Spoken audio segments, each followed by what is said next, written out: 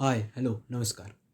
Brand मंथनमध्ये तुमचं स्वागत आहे. सांता रेड का घालतो आणि हा कलर आपल्याला इतका नॉर्मल का वाटतो? आज तेच आपण समजून घेऊया.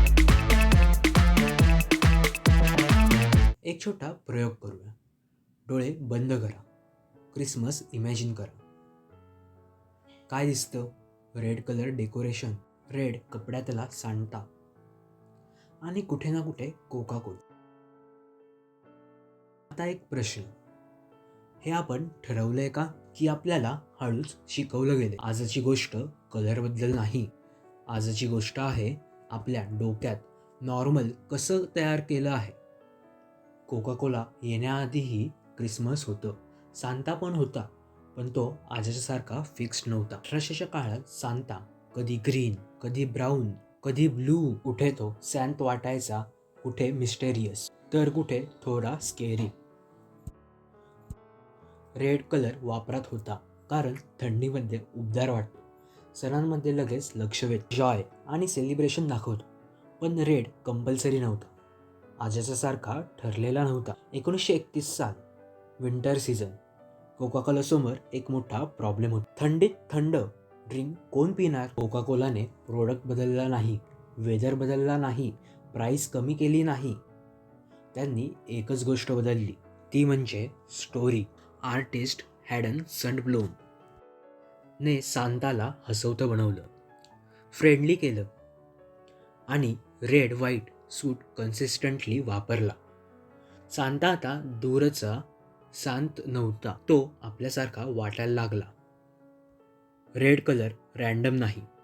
रेड अटेन्शन पटकन घेतो, emotionally energetic subconsciously warmth feel देतो. कोका कोलाने क्रिएटिव्हिटीपेक्षा कन्सिस्टन्सी वापरली. तोच सांता, तोच रेड कलर, तीच स्माईल. ब्रँडिंगमध्ये एक सिम्पल रूल आहे, जे सतत दिसतं तेच नॉर्मल वाटतं. ही होती रेड कलर मागची सायकॉलॉजी. इथे एक सवय तयार झाली, एक इमेज क्रिएट झाली, दरवर्षी तेच रिपीट झालं आणि हळूच आपल्या डोक्यात इक्वेशन तयार झालं. Red is equal to Christmas, Christmas is equal to Santa आणि कोका कोला. ती इक्वेशनमध्ये आपोआप बसली.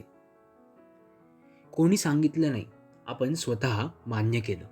क्रिसमसबद्दल काही मिथ्स, त्यातलंच एक आहे की कोका कोलाने क्रिसमस रेड इन्व्हेंट केला. रियालिटी अशी आहे की रेड आधीपासूनच होता, सांता आधीपासूनच होता, पण कोका कोलाने इमेज फिक्स केली, कलर लॉक केला आणि आपल्याला सवय लावली. Coca Cola did not create Christmas, it created a feeling around Christmas. आज क्रिसमस रेडशिवाय इमॅजिन करणं कठीण आहे, कारण कलर बदलला नाही, आपली सवय बदलली. आणि हाच खरा पॉवर आहे ब्रँडिंगचा. कारण मोठे ब्रँड्स ओरडत नाहीत, ते हळूच आपल्या डोक्यात घर करतात. शेवटपर्यंत व्हिडिओ बघितल्यास धन्यवाद. आणि चॅनलवर नवीन असाल तर सबस्क्राईब करा, लाईक करा, शेअर करा. आणि कोका कोलाची ही मार्केटिंग स्ट्रॅटर्जी तुम्हाला माहिती होती का, हे कमेंटमध्ये नक्की सांगा.